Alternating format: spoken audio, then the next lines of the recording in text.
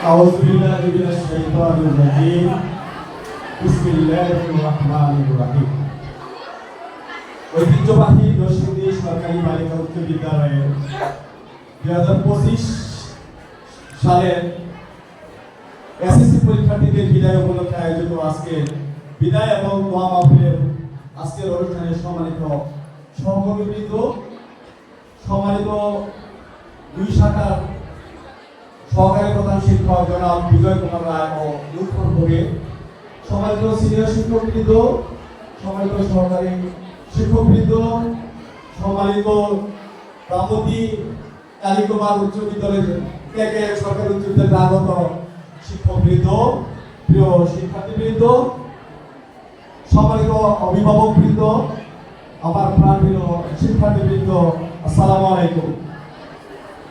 আসলে দীর্ঘক্ষণ ধরে প্রায় 2 ঘন্টার বেশি সময় ধরে এই আলোচনা সভা চলেছে।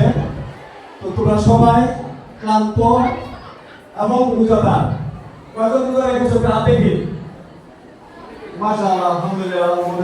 রোজা কবুল করো, হাত নামাও। শোনো, আমি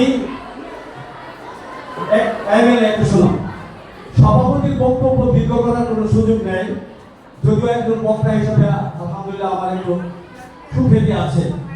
তো আমি যেই কথাগুলি বলবো এটা একে গ্লাস একটু বলছি।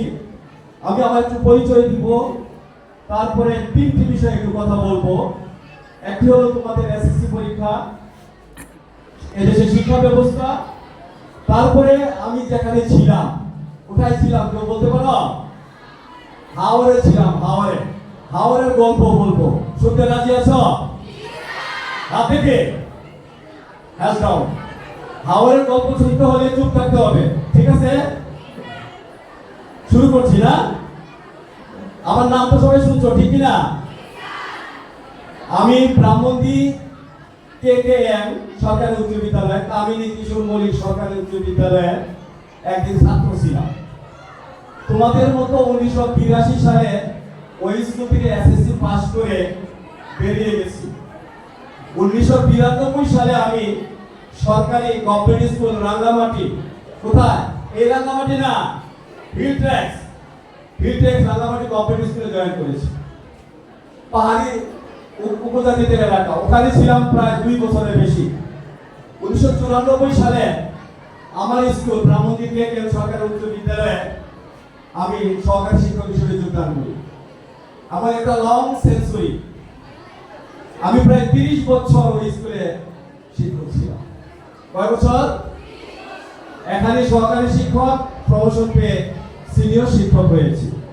এখানে বদলি হতে যায়, বদলি হয় না, অনেকেই হয়ে গেছে।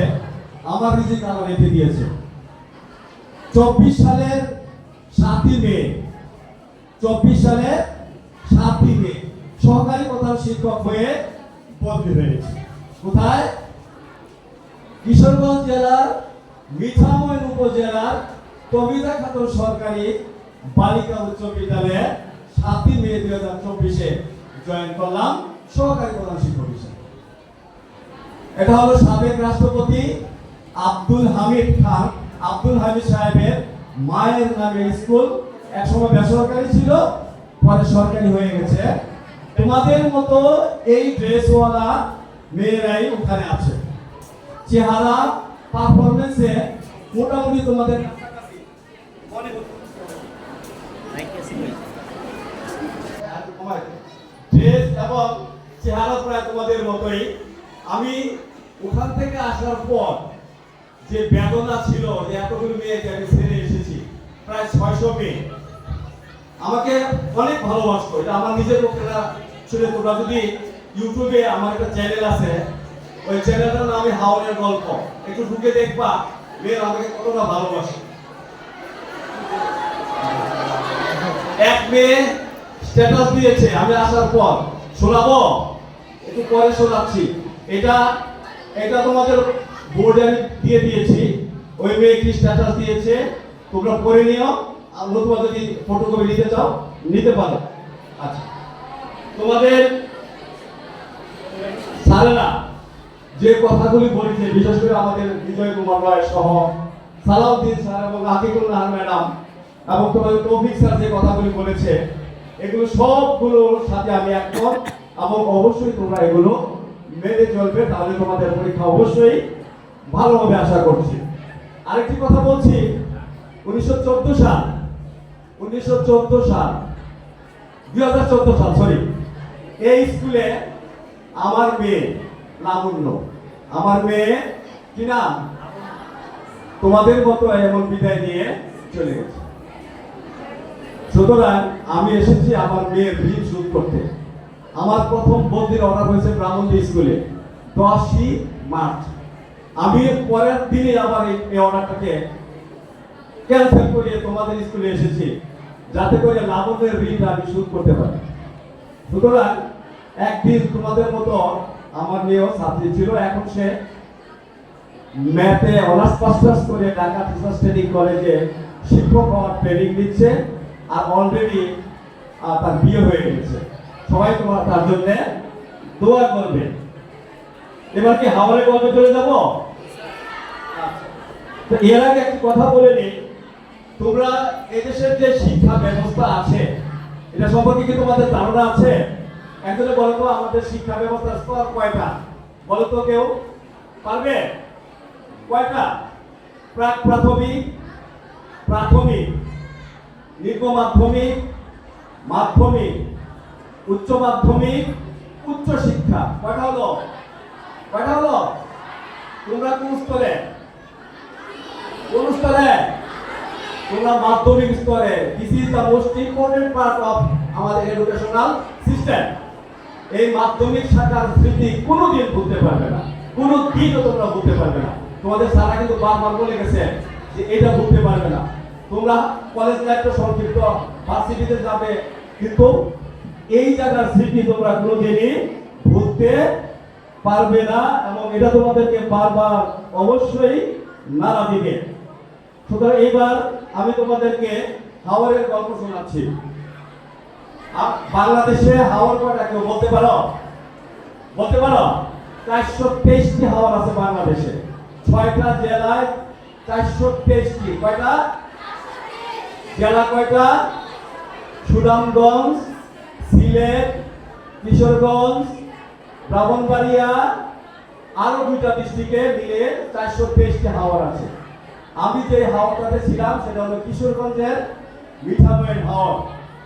সেই হাওরে যাইতে হলে কি করতে হয় শোনো। সকালে ঘুম থেকে উঠে ফজর পরে বাসা থেকে ইটাখোলা থেকে যেতে হয় ভৈরব, সেখান থেকে যেতে হয় বাজিতপুর গিয়ে নৌকাপার লঞ্চের ওই পার গিয়ে অটো দিয়ে যেতে হয় অষ্টগ্রাম 0 পয়েন্ট থেকে যেতে হয় আব্দুল হামিদ সাহেব যে অল ওয়েদার একটা রাস্তা করেছে, আমরা খুব খ্যাতিমান, ওই রাস্তা ধরে যেতে হয় 0 পয়েন্ট, সেখান থেকে আবার অটো দিয়ে যেতে হয় স্কুল। এই হলো আমার হাওড়ে যাওয়ার লম্বা জার্নি। সেখানে আমি ছিলাম 10 মাস। তো সেখানে সেই হাওড়টা এখন আর হাওড় নেই, এখন হয়ে গেছে দ্বিতীয় কক্সবাজার। কি হয়েছে? দ্বিতীয় কক্সবাজার। ওখানে এত উন্নয়ন হয়েছে যে প্রতি শুক্র শনিবার গ্রীষ্ম মৌসুমে এই সামনে আসছে একসাথে 7 থেকে 800 নৌকায় প্রায় 1 লক্ষ পর্যটক সেখানে বেড়াতে যায়। তোমরা যাইতে রাজি আছো? কয়জন দেখে? আমাদের বিজয় স্যার বলেছে যদি তোমরা এসএসসি-তে ভালো রেজাল্ট করো এবং পারফরম্যান্স A+ 100% হয়, আমি ইনশাআল্লাহ কথা দিলাম তোমাদেরকে হাওড় দেখাই দিয়ে আসবো।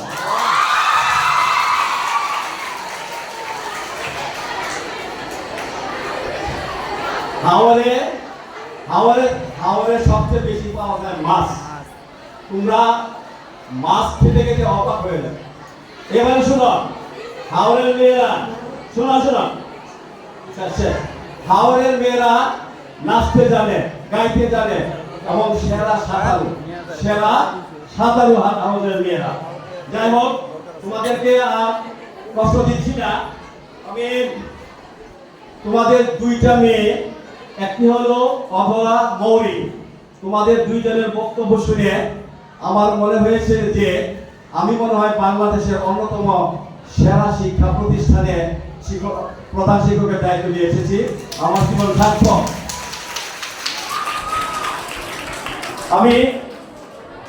আমি গভীর শ্রদ্ধার সাথে স্মরণ করছি এই বিদ্যালয়ে 1934 সাল থেকে 2024 সাল পর্যন্ত যারা শিক্ষকতা করেছেন এবং যারা প্রধান শিক্ষক দায়িত্ব পালন করেছেন, যারা প্রয়াত হয়েছেন, যারা এখনো বেঁচে আছেন, তাদেরকে শ্রদ্ধা, যারা প্রাপ্ত হয়েছেন তাদের আত্মার রুহের মাগফিরাত কামনা করছি এবং সকলের সুন্দর স্বাস্থ্য কামনা করে ভালো পরীক্ষা দিলে এই প্রত্যাশা ব্যক্ত করে সকলের জন্য শুভকামনা জানিয়ে আমার বক্তব্য এখানে শেষ করছি।